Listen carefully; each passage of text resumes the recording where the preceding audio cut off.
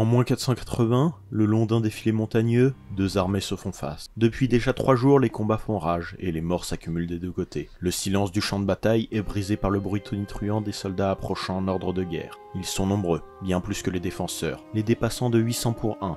La tension est à son comble devant une lutte aussi désespérée. Mais aucun des guerriers tenant la ligne ne recule. Le courage et l'entraînement les ont préparés à cela. La charge débute, les combats sont violents et meurtriers. Les lances se brisent une à une devant le choc frontal, forçant les défenseurs à passer à l'épée courte. Les assaillants meurent en toujours plus grand nombre, mais inlassablement, ils avancent, prenant du terrain sur leurs adversaires en sous-effectif. Devant l'épuisement des défenseurs, les troupes d'élite s'élancent pour briser la résistance. Leur commandant, mort durant les combats, les guerriers emportent son corps et se replient sur une colline bien mieux défendable. Entourant les restes gisants de leurs dirigeants, les gardiens se battent jusqu'au bout, emportant toujours plus de leurs ennemis avec eux. En sous-nombre et épuisés, les assiégés chutent un à un, laissant aux survivants le soin de combattre. Enfin, après des heures de lutte désespérée, le dernier des soldats tombe, laissant enfin les envahisseurs approcher le corps de leur chef décédé. Ce jour de moins 480 voit s'achever l'un des affrontements les plus mythiques de l'histoire antique, la bataille des Thermopyles. Devenu un incontournable de l'imaginaire militaire, cet engagement opposa 300 Spartiates à une armée perse plusieurs fois supérieure en nombre, et les vit tous périr dans un ultime combat épique. Mais outre cette fable, c'est lors de cette bataille qu'un personnage prit une position légendaire, Léonidas.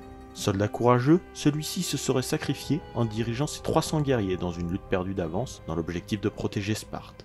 Mais derrière cette légende épique, quelle est la part de réalité? Qui était véritablement Léonidas de Sparte? C'est ce que nous allons voir aujourd'hui. Léonidas naît en moins 540, dans la ville de Sparte, en Grèce. À cette période, la péninsule n'est pas unifiée en tant que nation, mais est une myriade de cités-états indépendantes, dominant plus ou moins leur région. Les plus puissantes d'entre elles sont alors Athènes, qui commande l'Attique, et Sparte, qui contrôle le Péloponnèse et s'oppose régulièrement à sa rivale pour l'hégémonie en Grèce. Cette domination s'est effectuée pour Athènes par la puissance de sa marine et de son économie, faisant d'elle un concurrent puissant. Dans le cas de Sparte, c'est par la robustesse de son armée que celle-ci s'est formée une zone de contrôle importante, et c'est par cette même force qu'elle arrive à maintenir son autorité sur les territoires sous sa coupe. Mais pourquoi l'armée spartiate est-elle aussi efficace? Les raisons se retrouvent dans la société en elle-même. Celle-ci est tout à fait unique dans sa composition par rapport au reste de la Grèce. Des castes différenciées de citoyens sont présentes et définissent la vie au sein de la cité. Au plus bas de cette hiérarchie, les Ilotes sont les descendants des populations conquises par les Spartiates durant leur guerre. Ils sont mis à disposition de la cité et ont des conditions de vie extrêmement difficiles. Ils n'ont aucun droit et peuvent être tués à volonté pour n'importe quelle faute perçue. Leur statut est donc instable. Ils se rapprochent d'une forme de servage médiéval. Leur rôle est d'assurer la subsistance des Spartiates en cultivant les champs, produisant de la nourriture et des matières premières. En seconde position, on retrouve les Périèques, qui sont quant à eux les artisans et les commerçants pour la cité. En raison de leur formation guerrière, les habitants de Sparte ne sont que peu investis dans les affaires économiques et artisanales, et le délèguent à une main-d'œuvre servile. Les Périèques sont donc des individus de second rang, se plaçant à la limite entre l'Ilote et le Spartiate. Enfin, il y a les citoyens, qui sont les hommes adultes dont les deux parents sont eux-mêmes citoyens. Numériquement, c'est un groupe faible, dans lequel les hommes ont le devoir de mener la guerre, et les femmes de produire de nouveaux enfants pour alimenter la machine militaire de la cité. Cette organisation est ancienne, et prend ses racines dans les réformes de Lycurgue, qui aurait imposé la constitution spartiate et créé le modèle militaire de la ville. Selon les lois édictées, les habitants de la cité ne sont donc tournés que vers un seul objectif, la guerre. Le citoyen spartiate est un soldat de sa naissance à sa mort. Les enfants sont donc formés dès leur plus jeune âge à cet unique devoir, et apprennent bien vite ce qui sera attendu d'eux. Dès 7 ans, les jeunes Spartiates sont retirés de leur famille et envoyés à l'entraînement pour apprendre l'art de la guerre. La formation est intense. Les enfants apprennent à manier les armes, survivre dans la nature et surtout s'endurcir physiquement. Ceux-ci sont privés de nourriture, contraints de voler pour s'alimenter et battus s'ils sont attrapés, créant des recrues endurantes face à la douleur. Les instructeurs mettent toute leur énergie à inculquer la discipline et la détermination à leurs cadets, en leur apprenant à ne pas désobéir à leurs supérieurs hiérarchiques. Mentalement, un esprit de groupe est encouragé, de même qu'une volonté de toujours rechercher le bien de la cité. Cela fait des enfants spartiates des combattants naturels et des soldats extrêmement compétents, recherchant la victoire et la gloire pour Sparte à tout prix. Chaque garçon se retrouve ainsi à suivre cette carrière des armes, à une exception notable, celle du premier fils du roi, car, à la différence d'Athènes, qui s'avère être une démocratie citoyenne, Sparte est une monarchie, donc le successeur attitré du dirigeant est sorti des rangs des autres enfants pour apprendre à gouverner. Léonidas est quant à lui bel et bien le fils du roi de Sparte, Anaxandridas II, mais il n'est que le troisième fils. C'est son demi-frère Cléomène qui prendra le pouvoir à la mort de son père. Ainsi, Léonidas subit la même éducation que le reste des enfants, suivant les difficiles épreuves de la vie à Sparte. Cette formation dure et austère que l'on appelle l'agogée, formera, tout comme les autres enfants, la personnalité de Léonidas, lui apprenant le sens du sacrifice personnel au nom de la cité. À la fin de sa formation, Léonidas rejoint enfin l'armée, aux alentours de 20 ans.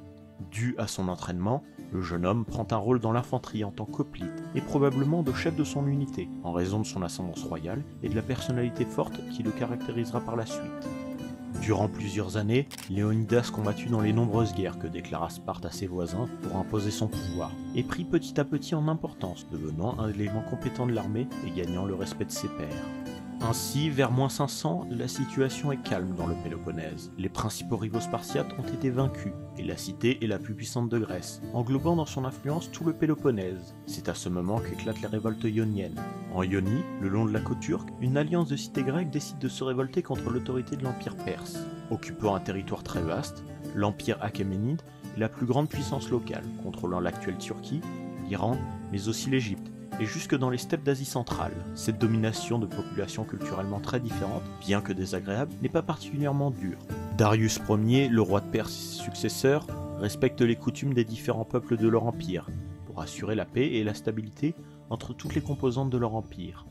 Pourtant, Milet, l'une des cités grecques sous le joug perse, sent sa prospérité menacée par l'arrivée de ses nouveaux maîtres et décide de briser ses chaînes. Sachant que les cités-États ne pourraient survivre seules, celles-ci, après avoir chassé ou exécuté les gouverneurs perses, décident de demander de l'aide à leurs cousins outre-mer, qui se rendent en Grèce. Mais seules 2 cités répondent à l'appel à l'aide, Athènes et Érétrie, qui envoient des navires et 5000 hommes pour renforcer les révoltés. Cette intervention honorable n'a que peu de répercussions. Après 6 ans de conflit, la révolte est écrasée, et les cités reviennent sous le contrôle achéménide. L'intervention militaire grecque en Asie mineure a cependant tourné Darius Ier vers l'Occident, et a réveillé le désir d'établir en Grèce des régimes qui lui soient favorables. Le rôle joué par Athènes et Érétrie lui montre la nécessité d'imposer son autorité sur les 2 rives de la mer Égée, pour éviter que de nouvelles révoltes n'éclatent. Ainsi, il prépare une expédition dès -492. Cette première campagne est une réussite partielle, et permet l'installation de gouvernements amis le long de la côte.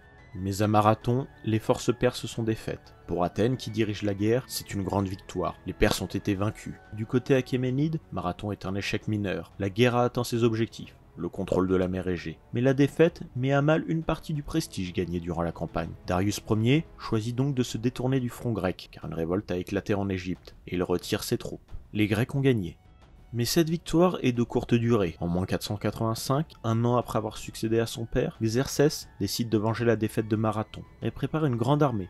La seconde guerre médique débute.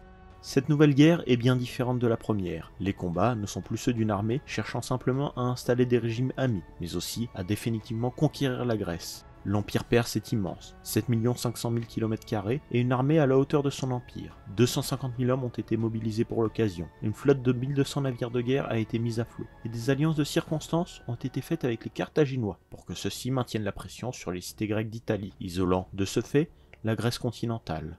Pour mettre toutes les chances de son côté, Xerxès fait pression sur les cités grecques indécises pour les rallier à sa cause ou les maintenir dans la neutralité. Ainsi, seules 31 cités se rassemblent dans une alliance, la Ligue hellénique, pour se défendre face à l'invasion perse. 60 000 soldats, provenant de toutes les cités alliées, se préparent donc pour affronter les 250 000 Perses. Sparte, réputée pour sa maîtrise de la guerre, est alors nommée à la tête des forces coalisées. Mais Xerxès progresse rapidement, longeant les côtes pour profiter du ravitaillement apporté par son immense flotte de guerre. Il conquiert la Macédoine et descend vers le cœur du territoire grec. La situation semble désespérée. Léonidas naît au début de l'invasion par roi. Son frère, Cléomène Ier, est toujours sur le trône. Mais la situation à Sparte est instable pour celui-ci. En effet, tout comme la société en général, la monarchie de la cité-État possède un particularisme. Elle est double. Les 2 rois exercent donc conjointement les pouvoirs militaires, religieux et administratifs. Lorsque les Perses envahissent pour la seconde fois la Grèce, de nombreuses cités-États se soumettent rapidement à Xerxès, craignant la puissance du roi des rois. Parmi ces États se trouvait Égine. Ainsi, en -491, Cléomène tente d'y arrêter les principaux collaborateurs perses et de les faire exécuter pour s'assurer de la loyauté de la cité. Mais Démaratus, le second roi de Sparte, l'en empêche. Cléomène le renverse durant un complot, le faisant qualifier de bâtard et donc d'illégitime au trône. Il met alors à sa place un autre roi, favorable à sa cause. Mais le complot est découvert. Outrés, les Spartiates veulent l'exécuter, mais celui-ci s'enfuit. Cléomène rassemble alors une armée pour reprendre le pouvoir par la force. Craignant une guerre civile entre Spartiates et avec la menace perse approchant, il est décidé d'autoriser le roi de revenir à la cité pour reprendre son règne. Mais à peine arrivé, celui-ci est arrêté et jeté en prison sous prétexte de folie. La théorie voudrait que Léonidas soit l'organisateur de cette arrestation, avec l'aide de son frère Cléombrote. En prison, Cléomène est finalement retrouvé mort. Celui-ci se serait tranché les veines dans un suicide particulièrement brutal. Assassinat politique orchestré par Léonidas ou suicide d'un fou, la réponse est inconnue. Toujours est-il que celui-ci n'a pas eu d'enfant mâle, et laisse donc la place vacante à la tête de Sparte. La logique voudrait que ce soit Doriéus, le plus âgé des fils d'Anaxandridas II, qui devienne roi. Mais celui-ci n'est plus à Sparte. En effet, furieux de ne pas avoir succédé à son père, et refusant de vivre sous le règne de Cléomène qu'il jugeait comme un usurpateur, Doriéus avait décidé de partir fonder de nouvelles colonies en Méditerranée. En raison de son absence, c'est Léonidas qui prend donc la royauté, sous le nom de Léonidas Ier, et afin de renforcer sa légitimité, épouse la fille de Cléomène, Gorgo. Ainsi, lorsque Léonidas devient roi, il est loin d'être jeune. C'est un vétéran, âgé de 60 ans, ayant participé à de nombreuses batailles, et considéré comme un chef militaire endurci, ayant une bonne connaissance des arts de la guerre et un caractère forgé par sa formation de Spartiate.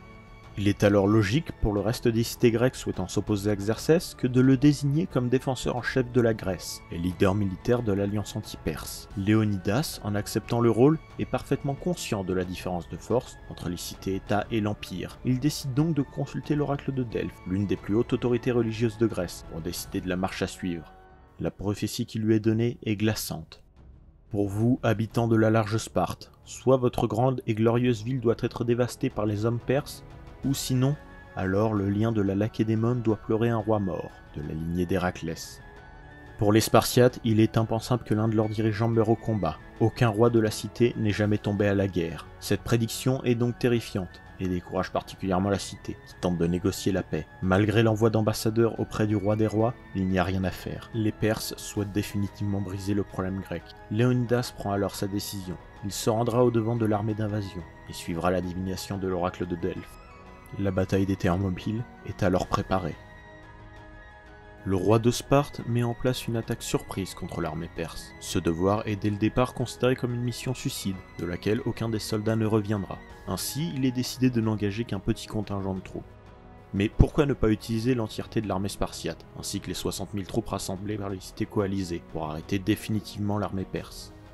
Deux raisons peuvent se retrouver. L'objectif principal de cette mission est de tenir occupés les Perses assez longtemps pour que l'armée principale spartiate ne se mobilise entièrement, car alors que Xerxès avance, Sparte célèbre la fête religieuse des Carnéia, ce qui interdit toute démonstration militaire. Mais c'est aussi le moment des Jeux Olympiques qui exige une trêve entre Grecs. Pour ces deux raisons, Sparte doit renoncer à faire la guerre le temps des cérémonies. Cette bataille se veut donc utilitaire, en gagnant du temps à la Ligue hellénique, mais aussi symbolique, en montrant aux autres cités le sacrifice consenti par Sparte. Cette symbolique se retrouve aussi dans la faible force d'attaque mobilisée. Seuls 300 Spartiates accompagneront le roi dans son dernier combat. Ceux-ci sont choisis pour deux raisons. Leur compétence au combat, afin qu'ils ne déshonorent pas le nom de Sparte, mais aussi leur descendance. Chaque hoplite se doit d'avoir un fils qui puisse porter son nom ou le donner à sa descendance, pour ainsi perpétuer sa lignée, et assurer que le nom des soldats morts au combat ne soit pas oublié. Mais le nombre de 300 rappelle aussi un autre symbole, celui des Hypéis, ou la garde royale, qui accompagnait à chaque instant le dirigeant spartiate et assurait sa sécurité, montrant ainsi la dévotion des gardes et la volonté spartiate d'aller jusqu'au bout de leur devoir.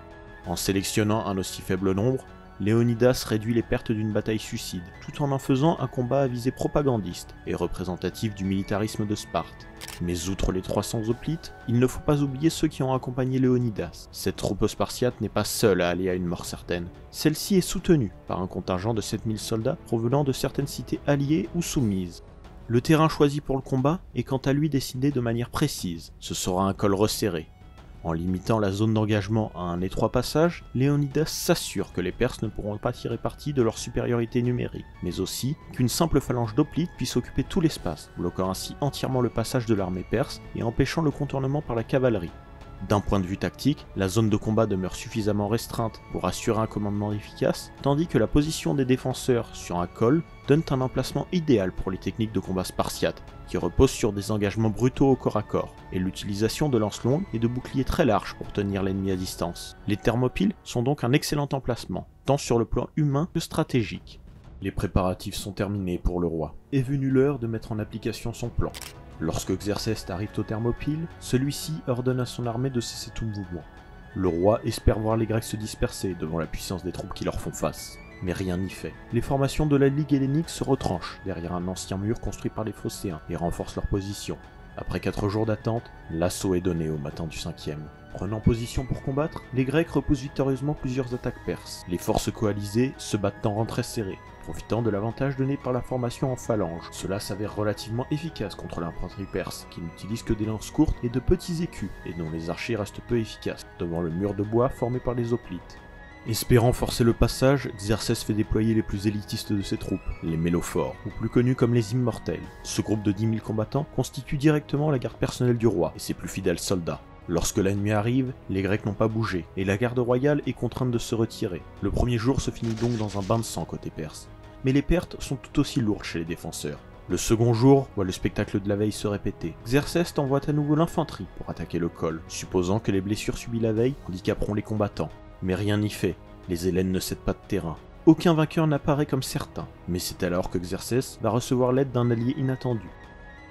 Un Thraquinien nommé Ephialtès, soldat de l'armée de Léonidas, choisit de trahir ses alliés et informe Xerxès d'un passage secondaire pour contourner les Thermopyles et passer derrière les forces de la Ligue. Léonidas était conscient de l'existence de ce passage, qu'il n'avait fait garder que par un millier d'hommes phocéens, mais il savait aussi que Xerxès n'en connaissait pas l'existence. En offrant cette information, le traître donne la possibilité aux Perses d'encercler les forces grecques. Au lever du 3e jour, les Phocéens qui gardaient le chemin au-dessus des Thermopyles prennent conscience de l'arrivée des Perses et se mettent en branle-bas de combat, se repliant au bon ordre sur une colline voisine, se pensant visés par l'attaque. Cependant, ne voulant pas être retardés, les Perses se contentent de leur tirer une volée de flèches, avant de les contourner pour poursuivre leur manœuvre de siège. Léonidas, averti par un messager du mouvement ennemi, rassemble un conseil de guerre en urgence. Sachant toute victoire définitivement perdue, il ordonne au reste des troupes l'accompagnant de fuir, pendant qu'il tiendra le terrain avec ses Spartiates pour couvrir leur retraite, en formant une arrière-garde. Accompagné de 700 espions et de ses 300 guerriers refusant d'abandonner le champ de bataille, Léonidas combat en véritable Spartiate. Quittant le couvert du mur de protection, ils avancent pour forcer les Perses à les attaquer et tuer le maximum d'entre eux. Sans savoir précisément comment, Léonidas meurt lors de ce nouvel assaut. Mais ce qui est certain, c'est que ces hommes se battent avec une volonté renouvelée pour récupérer le corps de leur leader. À la manière des compagnons de Patrocle dans l'Iliade, les derniers Grecs restants réussissent à arracher le corps de leur roi aux Perses et l'encerclent pour le protéger. Les hoplites font preuve de toutes les capacités qui leur ont été enseignées, et cela malgré leur situation désespérée. Leurs lances brisées et leurs boucliers détruits ne les empêchent pas d'abattre toujours plus de Perses dans une dernière lutte acharnée. Mais finalement, dépassés en nombre, les derniers survivants sont achevés par des flèches tirées par les archers perses. Ce jour de moins 480 voit la bataille des Thermopyles arriver à son terme. Une fois la poussière des combats retombée, les Perses récupèrent le corps de Léonidas. Xerxès, furieux de la résistance spartiate, ordonne que le roi soit décapité et crucifié pour marquer sa vengeance envers le grec. Hérodote note le cas particulier de ce châtiment posthume. Les Perses traitaient traditionnellement les vaillants guerriers vaincus avec un grand honneur. Cependant, Xerxès était connu pour sa rage, ce qui motiva probablement le traitement brutal de la dépouille du roi spartiate.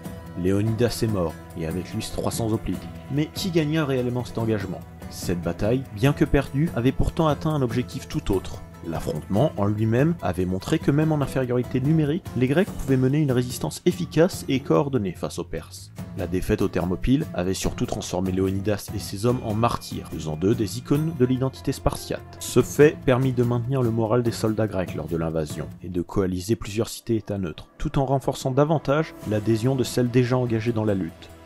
Pour autant, le bilan peut être vu de manière plus mitigée sur le plan militaire.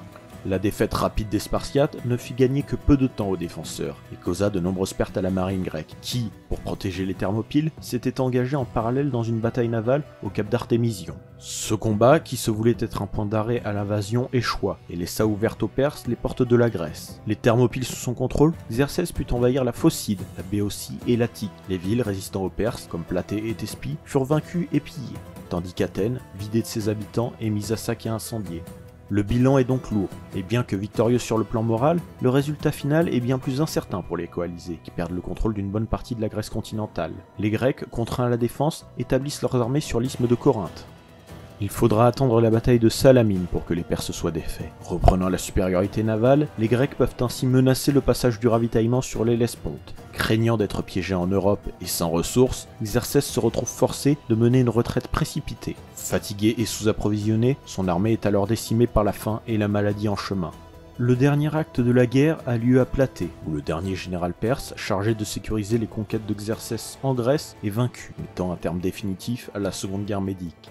Les Grecs demeurent donc indépendants du pouvoir achéménide, mais à un prix très lourd. Malgré les flous l'entourant et les écrits contradictoires sur son déroulement, notamment du Hérodote qui publia de nombreux récits apocryphes glorifiant les Spartiates, les Thermopyles sont l'une des batailles les plus célèbres de l'histoire ancienne. L'impact fut important sur la légende militaire européenne et devint un symbole d'une lutte perdue d'avance qui pourtant put être menée jusqu'au bout. Pour les militaires le succédant, la performance des défenseurs est utilisée comme exemple des avantages de l'entraînement, de l'équipement et de la bonne utilisation du terrain comme multiplicateur de force. En fin de compte, cette défaite a eu un fort retentissement sur le monde grec, et de manière plus générale, sur l'histoire occidentale, en marquant Léonidas comme une légende. Le pari du roi spartiate sur la prophétie qui lui fut donnée à Delphes s'avéra finalement gagnant. Dans un conflit perdu d'avance, il tomba au combat, mais derrière lui, Sparte resta debout.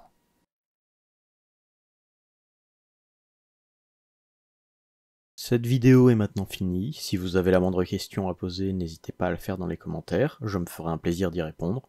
Pour davantage d'informations sur la période ou encore le fonctionnement de Sparte, je vous invite à lire la description, où vous retrouverez la bibliographie utilisée pour faire cet épisode, et où vous pourrez trouver davantage d'informations. À part cela, nous nous retrouverons dans le prochain épisode de Moments d'Histoire.